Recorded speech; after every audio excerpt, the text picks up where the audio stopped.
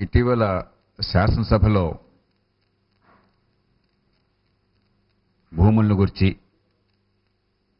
భూముల కేటాయింపులో గత 10-15 ఏళ్లుగా జరిగిన అక్రమాలను గురించి చాలా అంశాలు చర్చకొచ్చినాయి.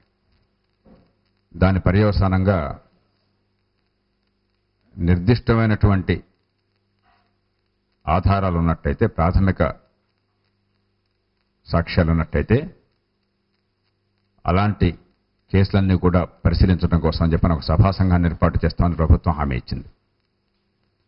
ఈ హామీని మేము ఆహ్వానిస్తున్నాం. అయితే ఇది కేవలం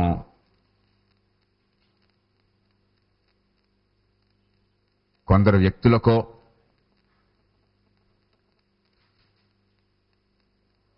కొద్ది కాలానికో పరిమితం కారాదు, కొన్ని కేసులకు మాత్రమే పరిమితం కారాదు. ఒక పక్కన పారిశ్రామికవేత్తలకి నమ్మకం ఉండాలి, ఈ రాష్ట్రంలో ఒక ప్రభుత్వం హామీ ఇస్తే మరో ప్రభుత్వం దాన్ని అమలు చేస్తుందని చెప్పని ఈ రాజకీయ గందరగోళంలో, చక్రవ్యూహంలో మేము చిక్కుకోము, మా పెట్టుబడులు సురక్షితంగా ఉంటాయి అన్న నమ్మకం వారికి ఉండాలి. అదే సమయంలో పార్టీలకి, వర్గాలకి అతీతంగా చాలా లోతైనటువంటి సమీక్ష జరగాలి. అందుకే మేం కోరేది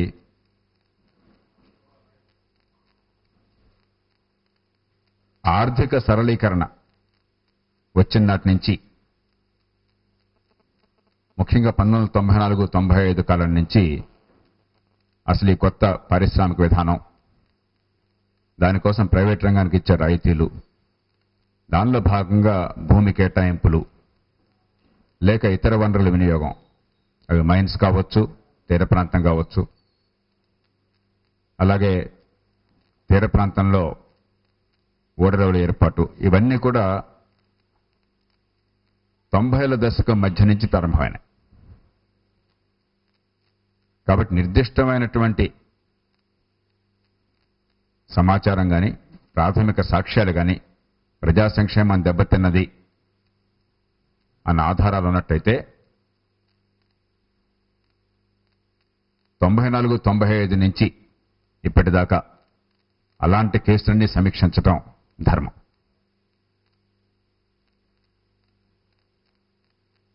లేకపోతే ఇది కేవలం ఎవరో ఒకరిని గురిపెట్టి వారి మీద చర్య తీసుకోవడం కోసం ఉద్దేశించినట్టుగా జరిగినట్టయితే దానివల్ల ప్రజా సంక్షేమం పెరగదు. అందుకోసం శాసనసభనో, ప్రభుత్వ యంత్రాంగాన్నో, ప్రభుత్వ ప్రక్రియనో తాత్కాలిక రాజకీయ ప్రయోజనాల కోసం వినియోగించుకున్నట్టు అవుతుంది. ఈ మాటలు మేము చాలా లోతుగా ఆలోచించి చెప్తున్నాం. రెండవది, ఈ అంశాన్ని పార్టీల మధ్య కలహాలకి, పార్టీలలో వర్గాల మధ్య కలహాలకి అతీతంగా చూడాలి. ఈవేళ దేశమంతటా కూడా విపరీతమైన అవినీతి పెరిగిపోతున్నది, మనందరికీ తెలుసు. 2G స్పెక్ట్రమ్ కావచ్చు, ఆంధ్రప్రదేశ్లో ఈ భూముల వివాదాలు కావచ్చు, తీర ప్రాంతాలు కావచ్చు, గనులు కావచ్చు, తమిళనాడులో, ఇతర రాష్ట్రాల్లో, మహారాష్ట్రలో ఇటీవల వచ్చిన వివాదాలు కావచ్చు. వీటన్నింటినీ కూడా కుటుంబాలకి, కులాలకి, పార్టీలకి, వర్గాలకు అతీతంగా మనం చూడకపోయినట్టయితే, ఈ దేశంలో అవినీతి మీద జరగవలసినటువంటి బహుముఖ పోరాటంలో భాగంగా చూడకపోతే మన ప్రజలకు అన్యాయం చేసిన వాళ్ళు అవుతాం. మూడోది, సోదరులు జగన్మోహన్ రెడ్డి గారు చేసిన వ్యాఖ్యలను కొన్నిటిని పత్రికల్లో నా దృష్టికి తీసుకొచ్చారు. వారి వ్యాఖ్యలు కొన్ని సబబైన ఉన్నాయి.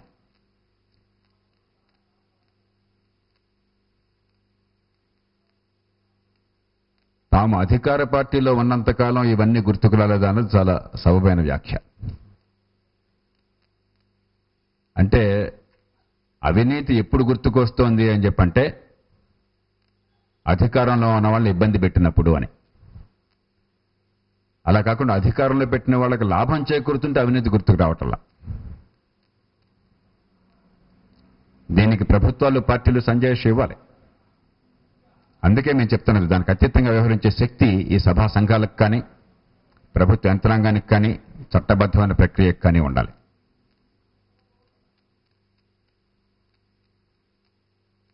లోక్సత్తానికి వచ్చి వారు వ్యాఖ్య చేశారు, లోతు తెలియకుండా వీళ్ళంతా దూకేస్తున్నారు అని చెప్పని. నిజమే, మాకు ఈ లోతు తెలీదు. ఎంచేతంటే ఎన్నికలంటే 300-400 కోట్లు ఖర్చు పెట్టాలని కానీ, ఓట్లు కొనాలని కానీ, జనాన్ని డబ్బులతో తరలించాలని కానీ, ఇలాంటి లోతు లేని రాజకీయం కావాలని మేము కోరుకుంటున్నాం.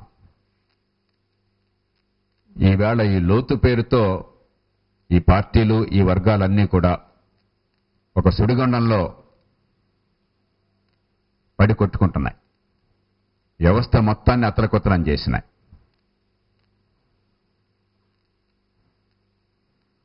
రాజకీయం అన్నది పూర్తిగా ప్రజల పన్నుల డబ్బుతో ప్రజలకి సేవలందించే ప్రక్రియగాను, ప్రజల ఆస్తుల్ని కాపాడి యువతకు ఉపాధిని కల్పించి పేదరికాన్ని శాశ్వతంగా అంతం చేసే ప్రక్రియగాను మేము భావిస్తున్నాం.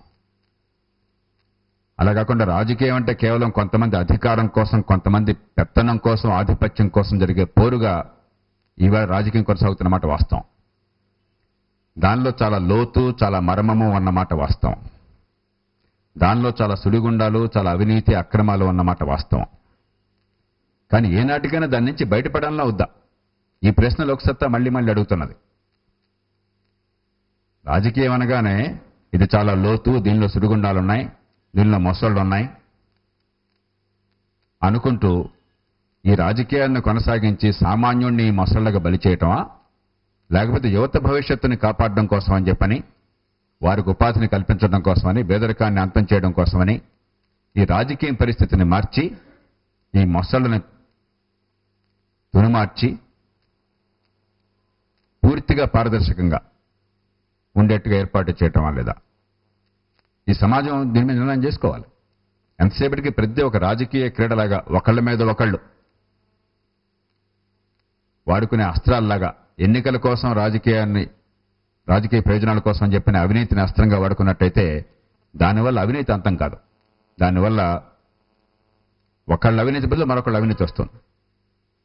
ఇవాళ ఏమిటి, వీళ్ళంతా కూడా ఒకళ్ళ మీద ఒకళ్ళు వేసుకున్న ఆరోపణలు, దాని మీద ఒకరికొకరు ఇచ్చుకున్న సంజాయిషులు. నువ్వు అవినీతికి పాల్పడ్డావు కదా అని ఆధారాలు చూపెడితే నువ్వు అంతకంటే అవినీతికి పాల్పడ్డావు కదా, అదే డిఫెన్స్, వేరే డిఫెన్స్ లేదు. నాకంటే నువ్వు అవినీతికి పాల్పడ్డావు కాబట్టి నేను చేసిన అవినీతి చెల్లిపోతుంది, ఇది ఇంతే. చాలా విచిత్రమైంది. దీన్ని మనంతా ఒప్పుకుంటున్నాం. ఈవేళ సమాజంలో కూడా, మన పత్రికల్లో కానీ, బహిరంగ చర్చలో కానీ, సమాజంలో కానీ, వాడు 1000 కోట్ల అవినీతి చేస్తే వీడు 1050 కోట్ల అవినీతి చేస్తే రెండు ఒకదానికొకటి చెల్లు అనుకుంటున్నాం. ఇద్దరు మన్నే ముంచుతున్నారో మనం గుర్తించట్లా. వాడి 1000 కోట్ల అవినీతికి వీడి 1000 కోట్ల అవినీతి కాదు చెల్లు. వాడిని వీడిని ఇద్దరిని జైల్లో పెట్టి తిన డబ్బు కక్కించడం చెల్లు. లేకపోతే నష్టపోయేది మనం. ఇదేదో వీళ్ళకి మధ్య పోరాటంగా మనం భావిస్తున్నాం. అధికారం కోసం వాళ్ళకి మధ్య జరిగేటువంటి ఘర్షణగా, క్రీడగా మనం భావిస్తున్నాం. కాదు, ఇది మన జీవితాలని వాళ్ళు శాసిస్తున్నారు, పట్టి పీడిస్తున్నారు. నష్టపోయేది మనం, మన యువత భవిష్యత్తు. నేను పత్రికల్ని ప్రత్యేకంగా కోరేది ఏమిటంటే, దీని ఒక అధికార క్రీడలా చూడకుండా ఎవరు పాపం చేసినా, ఎలాంటి తప్పు చేసినా, ఎలాంటి అవినీతికి అక్రమానికి పాల్పడినా, వాళ్ళు ఏ కులం వాళ్ళైనా, ఏ పార్టీ వాళ్ళైనా, ఏ వర్గం వాళ్ళైనా, ఏ ప్రాంతం వాళ్ళైనా, చివరికి నష్టపోతున్నది ఈ రాజకీయ పార్టీలు కాదు, సామాన్య ప్రజలు, యువత, వారి భవిష్యత్తు. అది నిర్ద్వందంగా మనం దాని గురించి ఆలోచన మొదలు పెట్టాలి. ఎంతకాలం ప్రతిదాన్ని ఒక రాజకీయ క్రీడలాగా, ఆటలాగా మార్చేస్తాం, మనం ఒక పొలిటికల్ గేమ్ లాగా మార్చేస్తాం. ఇది చాలా లోతైన గేమ్ ఇది. ఆ గేమ్లో వాడికి వ్యూహం, దానికి ప్రతి వ్యూహం, వాడి కుట్ర, దానికి ప్రతి కుట్ర. ఎంతకాలం దీనిలో మునిగిపోతుంటాం మనం? దాని నుంచి బయటపడాలి. మేము ప్రత్యేకంగా కోరుతున్నది అది. మరొక విషయం ఏమొచ్చిందంటే, ప్రైవేట్ కంపెనీలు చేస్తున్నటువంటి తప్పులు కనిపించట్లేదా, మేము మాత్రమే చేసిన తప్పులు కనిపిస్తున్నాయని చెప్పని. ప్రైవేట్ కంపెనీలు ఎవరు చేసినా సరే, రిలయన్స్ కావచ్చు, ఈనాడు కావచ్చు, మరో కంపెనీ కావచ్చు, తప్పులు ఒకటి చేసినట్టయితే తప్పులు చేసినట్టు ఆధారాలు ఉన్నట్టయితే ఖచ్చితంగా చట్టబద్ధంగా చర్యలు తీసుకోవాలి. కానీ కార్పొరేట్ కంపెనీలు చేసే తప్పులకి ప్రభుత్వంలో ఉన్న వాళ్ళు చేసే అవినీతికి మధ్య ఒక మౌలికమైన తేడా ఉన్నది. దీన్ని మనం గుర్తించకుండా రెంటిని సమానంగా అనుకుంటే లాభం లేదు. ఓ కంపెనీ వాళ్ళ అకౌంట్ తప్పు చూపెట్టచ్చు, లేకపోతే పన్నులు సరిగ్గా కట్టకుండా ఎగ్గొట్టచ్చు. మన రాష్ట్రంలోనే మనం సత్యం కంపెనీ విషయంలో చూసాం. లేని లాభాలు చూపెట్టారని చెప్పని లేని డబ్బు 100 కోట్లు 1000 కోట్లు బ్యాంకుల్లో ఉన్నట్టుగానే చివరికి కార్పొరేట్ వ్యవస్థ మొత్తం కూడా అతలకొతలమైంది. ఆ కంపెనీ మూతపడిపోయింది. ఎన్రాన్ అమెరికాలో దెబ్బతిన్నది. దానివల్ల షేర్ హోల్డర్స్ బాగా నష్టపోయినారు. వాళ్ళని జైల్లో పెట్టారు. వెంటనే ఎన్రాన్ వాళ్ళని జైల్లో పెట్టారు. ఒక అకౌంటింగ్ ఫామ్ ఆర్థర్ ఆండర్సన్ అనుకుంటాను, ప్రపంచంలో 5 పెద్ద ఫామ్స్లో ఒకటి, అది శాశ్వతంగా దాన్ని మూసేశారు.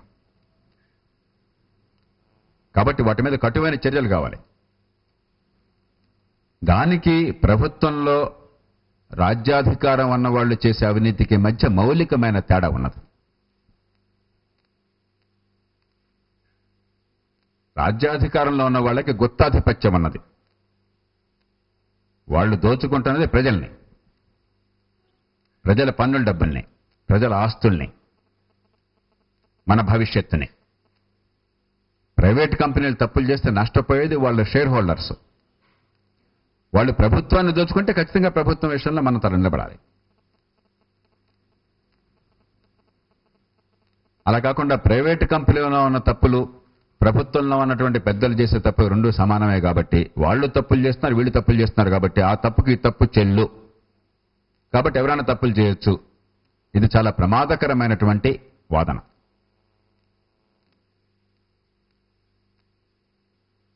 అయితే వాస్తవం ఏంటంటే ఇవాళ పరిస్థితుల్లో రాజకీయాల్లో ఉన్న వాళ్ళు అత్యధికులు. అందరూ అంటే అన్యాయం అవుతుంది. ఇవాళ మచ్చలేని పాలన అందిస్తున్న వాళ్ళు ఇవాళ కూడా ఈ దేశంలో ఉన్నారు. కొందరు, చాలా కొద్ది మంది అయినా, కొద్ది పార్టీలైనా, కొన్ని ప్రభుత్వాలైనా కూడా చాలా మేరకు అవినీతి అంతకుండా పరిపాలన చేస్తున్నారు. కానీ అత్యధికం, ముఖ్యంగా ఈ సాంప్రదాయ పార్టీలు అత్యధికమైన రాష్ట్రాల్లో విపరీతమైన అవినీతి ఊబిలో కూరుకుపోయారన్నది అందరికీ తెలిసిన సత్యం. అయితే కొంతమంది చాలా జాగ్రత్తగా పట్టుబడకుండా చేయొచ్చు. మరి కొంతమంది నిస్సంకోచంగా బయటపడతామన్న బెరుకు లేకుండా రికార్డులు దొరికిపోవచ్చు. రికార్డులు దొరికిన మాత్రం చేత వాళ్ళు మాత్రమే అవినీతి పరులు, మిగతా వాళ్ళు కాదనుకుంటే పొరపాటు. అదే సమయంలో మిగతా వాళ్ళు కూడా అవినీతి పరులు కాబట్టి రికార్డులు దొరికిపోతే వాళ్ళని వదిలేయాలనుకుంటే అంతకంటే పొరపాటు.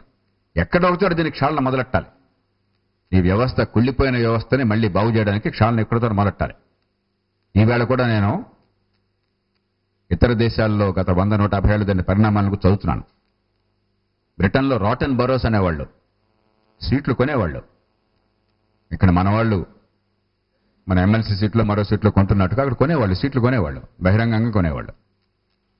రాటన్ బరోస్ అని చెప్పిన పేరు వాటికి. బరో అంటే మన కాన్స్టిట్యుయెన్సీ నియోజకవర్గం లాగా అనమాట. వాటిని రాటన్ బరోస్ అనే పిలిచేవాళ్ళు. ఆ యుగాన్ని రాటన్ బరోస్ యుగం అని చెప్పనేవాడు. దాని నుంచి క్రమక్రమంగా బయటపడ్డారు. అంచేత దీని నుంచి బయటపడడం కోసం ఎక్కడో చోట క్షాళన మొదలెట్టాలి. దానిలో రాజీ పడకూడదు. దీనిలో పక్షపాతాలు కానీ రాగద్వేషాలు కానీ ఉండకూడదు. ఈ దేశాన్ని, యువత భవిష్యత్తును రక్షించుకోవటమే కీలకమైన అంశంగా రావాలి. లేకపోతే ఒకరి మించి ఒకడు ఈ అవినీతిలో కూరుకుపోయేసి అందరూ గుడ్డి తేలేస్తారు. మీరు ఒకసారి అసెంబ్లీ లాబీల్లో కానీ, పార్లమెంట్ సెంట్రల్ హాల్లో కానీ వాళ్ళతో మాట్లాడితే, ఎన్నికైన పెద్దలతో మాట్లాడితే, వాళ్ళు ఇవన్నీ మాటలని వాళ్ళు చెప్పేస్తున్నారు ప్రైవేట్గా. మీతో ఎన్నిసార్లు చెప్పట్లేదు? ఆన్ రికార్డ్ చెప్పకపోవచ్చు, కానీ ఏం జరుగుతుందో చెప్పట్లా మీకు? ఎన్నెన్ని కోట్ల రూపాయలతో ఓట్లు కొనాల్సి వస్తుందో, ఎంతెంత గందరగోళం అవుతుంది, ఎవరికి ఎంత డబ్బులు ఇస్తున్నారు, ఇవన్నీ చెప్తున్నారు కదా మీకు. అదే సాక్ష్యాలు లేవు కాబట్టి, ఆన్ రికార్డ్ చెప్పలేదు కాబట్టి మీరు రాలేకపోతున్నారు అంతే. కానీ ఎంతకాలం దీన్ని శ్రమిస్తూ ఊరుకుంటాం మనం? ఎక్కడితో తెరపడాలి కదా, ఎక్కడితో అడ్డుకోవాలి కదా. అందుకని ఆ ప్రయత్నంలో భాగంగా దీన్ని చూడాలి తప్ప రాజకీయ క్రీడలో భాగంగా చూడడం చాలా ప్రమాదకరం. ఈ మొత్తం వెనకాల ఏమన్నది? ఎందుకని ప్రభుత్వాల్లో ఉన్నటువంటి పార్టీలో ఉన్న ప్రముఖ నాయకులు ప్రస్తావన వస్తున్నది? వాళ్ళు మాత్రమే చెడ్డవాళ్ళు, ఆ పార్టీలోని మిగతా వాళ్ళు మంచివాళ్ళని కాదు. వాళ్ళని ఉపయోగించుకుని మిగతా వాళ్ళంతా నిత్యం లెక్కే ప్రయత్నం చేస్తున్నారు. వాళ్ళ సొంతం కోసం వీళ్ళందరి కోసం కలిసి వాళ్ళు అదే పనిగా ఎడాపెడా సంపాదిస్తున్నారు. అది చుట్టూ ఉన్న వాళ్ళకి పనిచేస్తున్నారు. సంపాదించి రిస్క్ ఎక్కువ తీసుకున్న వాళ్ళు కాబట్టి ఎక్కువ భాగం బహుశా వాళ్ళు ఉంచుకోవచ్చు. అలా లేకపోతే రాజకీయ నడవదనే పరిస్థితి వచ్చింది ఈవేళ. ఎలాంటి పరిస్థితి వచ్చిందని చెప్పంటే, ఒక రాజకీయ పార్టీ అని చెప్పంటే ఆ నాయకుడు ఎట్లాగొట్లా ఏం చేస్తాడో మాకు అనవసరం, ఎవరి దగ్గర తెస్తాడో మాకు అనవసరం, ఏ రకంగా సంపాదిస్తాడో మాకు అనవసరం, ఎట్లాగొట్లా డబ్బులు తీసుకొచ్చి మాకు ఇవ్వాలి, ఎన్నికల్లో ఓట్లు కొనాలి, ఆ నాయకుడు నాయకురాలు వస్తే బోళ్ళంత ఆర్భాటం చేయాలి, కోట్ల రూపాయలు ఖర్చు పెట్టి ఒక పెద్ద గొప్ప ఉద్యమం వస్తున్నట్టుగా ప్రజల్లో భ్రమ కల్పించాలి, వేలాది మంది తరలి వస్తున్నట్టుగా స్వచ్ఛందంగా ఒక వాతావరణాన్ని కల్పించాలి. ఇదే రాజకీయం. లేకపోతే రాజకీయం నడవదు. చివరికి ఏదో రకంగా 1 కోటితో 2 కోట్లతో డబ్బులు ఎంత ఖర్చు పెట్టినా నెగ్గటం ముఖ్యం తప్ప ఎందుకు నెగ్గామన్న ప్రశ్న ముఖ్యం కాదు అని ఒక వాతావరణాన్ని మనం సృష్టించాం. దీని నుంచి బయటపడకపోతే లాభం లేదు. గత 5-10 ఏళ్లుగా దేశంలో అసాధారణమైన పరిస్థితులు కొన్ని వచ్చిన కారణంగా, ఎకనామిక్ బూమ్ కానీ రియల్ ఎస్టేట్ బూమ్ కానీ వచ్చిన కారణంగా బహుశా అవినీతి 10 రెట్లు ఎక్కువ చూడొచ్చు మామూలుగా. అంటే మళ్ళీ అలాంటి పరిస్థితి రాదు. కానీ ప్రజలకేమో ఓట్లు కొనుగోలు అలవాటు చేశారు. తమిళనాడు చూస్తే వాళ్ళు అర్థమవుతుంది. మన రాష్ట్రంలో మన ఎమ్మెల్సీ ఎన్నికల్లో చూసాం మనం. అందుకే నాకు అనిపిస్తుంది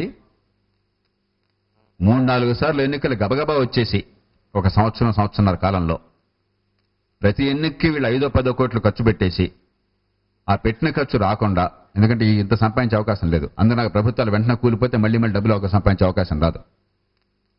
గుడ్లు తేలేసి ఒక 2-3 ఎన్నికలు అయిపోగానే బాబోయ్ ఇక మాకు రాజకీయం వద్దని వీళ్ళంతా పారిపోయే దశ వస్తే దేశం బాగుపడుతుంది అని చెప్పని ఒక వికృతమైనటువంటి పరిస్థితి ఇవాళ దేశంలో నెలకొన్నది. ముఖ్యంగా కొన్ని రాష్ట్రాల్లో, అందున దక్షిణాదిన, దానిలో తమిళనాడు, ఆంధ్రప్రదేశ్, కర్ణాటక ఖచ్చితంగా ఇమిడున్నాయి. మహారాష్ట్ర మనదారినే పోతున్నది. దీని నుంచి బయటపడకపోతే ఇది చాలా, ఇప్పుడు మనం చూస్తాం, చాలా తక్కువ, చాలా తీవ్రమైన ప్రమాదానికి దారితీస్తుంది. యువత భవిష్యత్తుని బలిపెడుతుంది.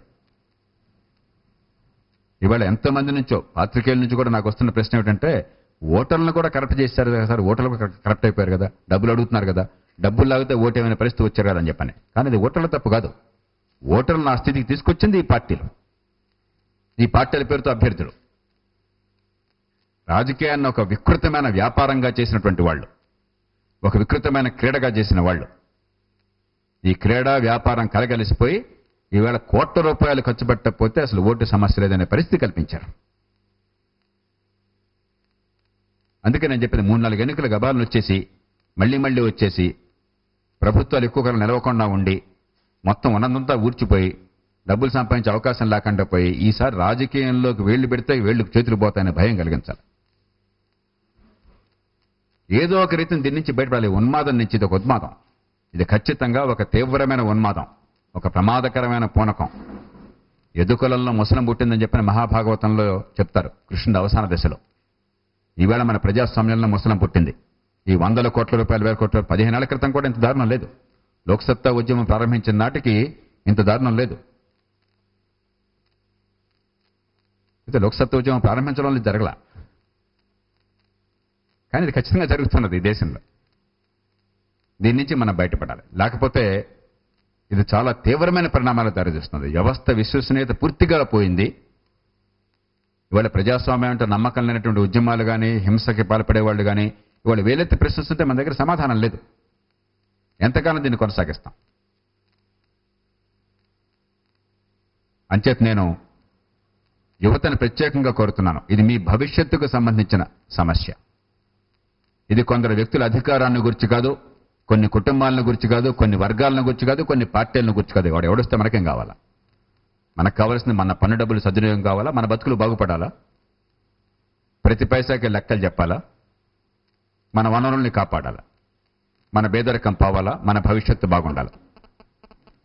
అలా ఉండాలి అంటే ఈవేళ రాజకీయం పూర్తిగా దానికి వ్యతిరేకంగా మన జీవితాలను నాశనం చేస్తున్నది, మనల్ని మత్తులో ముంచుతున్నది, మన భవిష్యత్తుని అంధకారంలోకి పంపిస్తున్నది.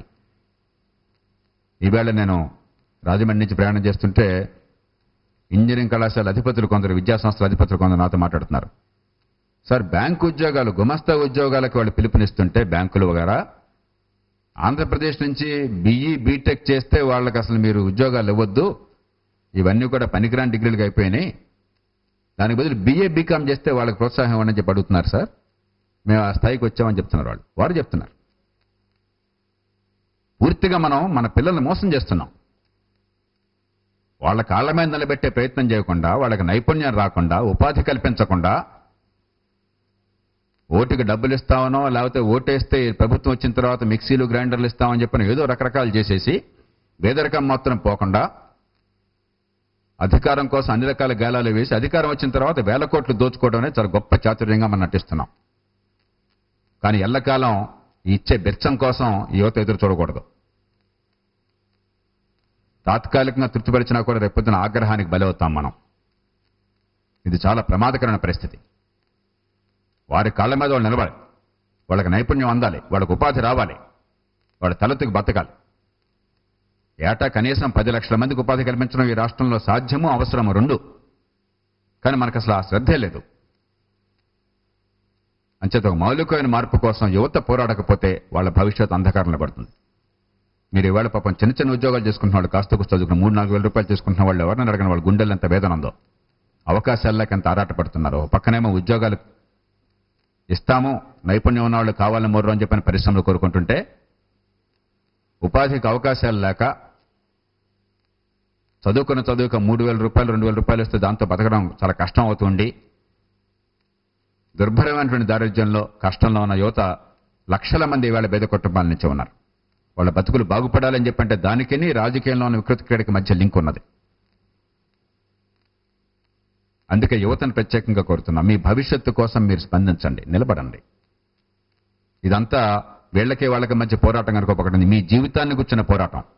ఈ ఎన్నికలు, ఈ రాజకీయం, పార్టీలను గురించి, ఎన్నికల్లో పోటీ చేసే వాళ్ళని గురించి, పార్టీల నాయకుల కుటుంబాలను గురించి అయితే మనం అంతా ఓడిపోయినట్టే.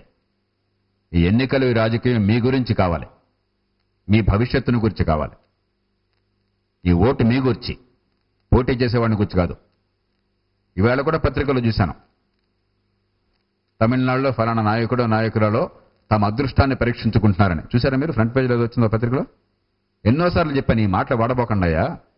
ఎన్నికల్లో పోటీ చేసేవాడు అదృష్టమో లేదా నాయకుల అదృష్టమో కాదయ్యా, ప్రజల అదృష్టమయ్యా. ఇది ప్రజలు నాశనం చేస్తున్నాం, నష్టపోయేది ప్రజలు. ఎన్నికల్లో పోటీ చేసేవాడి జీవితాన్ని గురించి కాదని చెప్పి. కానీ మనకు కూడా మన భాష మన మనస్తత్వాన్ని బయట పెడుతున్నది మనకు తెలియకుండానే. మనం ఏమనుకుంటున్నామంటే ఎన్నికల్లో పోటీ చేసేవాడు, ఎన్నికల్లో నాయకత్వం ఇచ్చేవాడు, అభ్యర్థిగా వచ్చినవాడు, వాడిని గురించి ఎన్నికలు, మనం నిమిత్త మాత్రులం, మనకేమి దీనిలో ప్రమేయం లేదు. వాడు డబ్బులు ఇస్తే ఓటేస్తాం, లేకపోతే కులం మతం చూసి ఓటేస్తాం, అంతే, మనకేం సంబంధం లేదు. ఇలా అనుకుంటే ఇలా కొనసాగుతుంది. నాకు చాలా బాధ కలిగింది. పత్రికల్లో పతాక శీర్షికల్లో ఈ వార్తలు వస్తుంటే, ఎన్నికల్లో ఫలానా నాయకులు వాళ్ళ అదృష్టాన్ని పరీక్షించుకుంటున్నారు అని మనం చెప్తున్నామంటే ప్రజలకు ఏం చెప్తున్నాం మనం? అధికారం అనేది ఒక గేము. ఆ గ్యాంబిలింగ్లో ఎవడికి అదృష్టం దొరికితే వాడికి వస్తుంది. వచ్చినాడు జాక్పాట్ కొట్టేస్తాడు, రానివాడు తలకి గొడ్డేసుకుని ఇంటికి పోతాడు, మళ్ళీ ఎలక్షన్ కోసం చూస్తాడు, పెట్టిన ఖర్చు ఎలా రాబట్టుకోవాలి, లేకపోతే ఈ మధ్యలో భూ కబ్జాలు చేస్తాడు, లేకపోతే అధికారులు ఉన్నతో కుమ్మక్క అవుతాడు. ఇది ఈ గేమ్ అని చెప్తున్నాం మనం. ఇంతకంటే ప్రమాదం మరొకట్లేదు. ఈ నేపథ్యంలో ఈ మొత్తాన్ని చూడాలి. మన దురదృష్టం కొద్దీ మన రాష్ట్రంలో, మన దేశంలో ఈ ప్రతి ఒక్కదాన్ని అధికార క్రీడగా, పావులు కదపటంగా, పదవుల కోసం చదరంగంగా భావిస్తున్నాం. కొద్ది మంది పదవుల కోసం కొన్ని లక్షల మంది భవిష్యత్తుని నాశనం చేస్తున్నాం. దాని నుంచి బయటపడాలని పిలుపునిస్తున్నాం. దానికి మన రాష్ట్రంలో ఇటీవల జరిగిన చర్చ 15 ఏళ్ల కాలం పాటు ఈ రాష్ట్రంలో సహజ వనరుల్ని, భూముల్ని, ఖనిజ సంపదని కేటాయించిన తీరు మీద లోతైన విశ్లేషణ జరిగే రీతిలో, విచారణ జరిగే రీతిలో ఉండాలి. అవినీతికి పాల్పడ్డట్టు ప్రాథమిక సాక్ష్యాలుంటే ఖచ్చితంగా వారందరినీ సిబిఐ ముందు పెట్టాలి, ప్రత్యేక కోర్టుల్లో పెట్టాలి. ఇక ముందు అవినీతికి పాల్పడితే మన తాట తోలు తీస్తారని చెప్పన్న భయం కలగాలి. అది లేకపోతే ఇది ఎట్లా కొనసాగుతుంది? నువ్వు అవినీతికి పాల్పడ్డావు అంటే నువ్వు అంతకంటే అవినీతికి పాల్పడ్డావా అన్న సమాధానాలు, ఇవి సరైన సమాధానాలే మనం అనుకున్నంత కాలం మన జాతి చాలా ప్రమాదంలో ఉన్నట్లు లెక్క. దాని నుంచి బయటపడాలి. జీరో టాలరెన్స్ టు కరప్షన్ ఉండి తీరాలి. దానికి పాత్రికేయులుగా మీ అందరి సహకారాన్ని ప్రత్యేకంగా మేము కోరుతున్నాం. ఇది ఒక పార్టీ వ్యవహారం కాదు, ఈ దేశం వ్యవహారం. యువత నిలబడమని ప్రత్యేకంగా మేము కోరుతున్నాం. వారికి వేదిక నిర్మించడం కోసం శాయశక్త ప్రయత్నం చేస్తున్నాం. వచ్చే కొద్ది నెలల్లో ఈ రాష్ట్రం మొత్తంలో చాలా పెద్ద ఎత్తున వారికి వేదిక నిలబడడం కోసం చెప్పని గట్టి ప్రయత్నాలను లోక్సత్తా ముమ్మరంగా చేయబోతున్నది. మీ ప్రశ్న.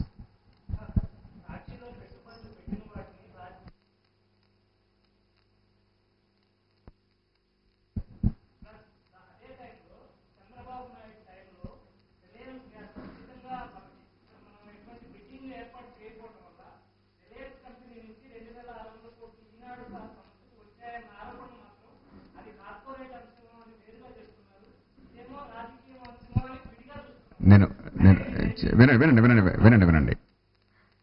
చంద్రబాబు నాయుడు గారు గనక రిలయన్స్ పట్ల పక్షపాతంతో వ్యవహరించి బిడ్డింగ్ లేకుండా వాళ్ళ క్యాండిడేట్లుగా ఏర్పాటు చేసుకుని ముడుపులు తీసుకున్నట్టయితే, లేదా అక్కడ చూపెట్టినటువంటి పక్షపాతానికి ప్రతిగా వేరే కంపెనీలు పెట్టుబడి పెట్టిన మాట వాస్తవమైనట్టయితే, ఆ లింక్ మనం చూపెట్టుకున్నట్టయితే నిర్ద్వంద్వంగా దాన్ని మనం విచారణకు స్వీకరించాలి, సిబిఐకి అప్పగించాలి, ఈ సభా సంఘానికి అప్పగించాలి. కానీ నాకు తెలిసినంత వరకు మన తూర్పు తీర ప్రాంతంలో కృష్ణా గోదావరి బేసిన్లో ఈ సహజ వాయువు కానీ ముడి చమురు కానీ వెలికి తీయడం కోసం జాతీయ స్థాయిలో కేంద్ర ప్రభుత్వం కాంపిటిటివ్ బిడ్డింగ్ చేసి ఆ బిడ్డింగ్ ద్వారా వారందరికీ అందించింది. అలా కాకుండా కాంపిటిటివ్ బిడ్డింగ్ లేకుండా లంచాలు పుచ్చుకునో పక్షపాతంతో వ్యవహరించిందో మాట వాస్తవమైనట్టయితే దానికి ఆధారాలుంటే ఖచ్చితంగా విచారణ చేయాలి.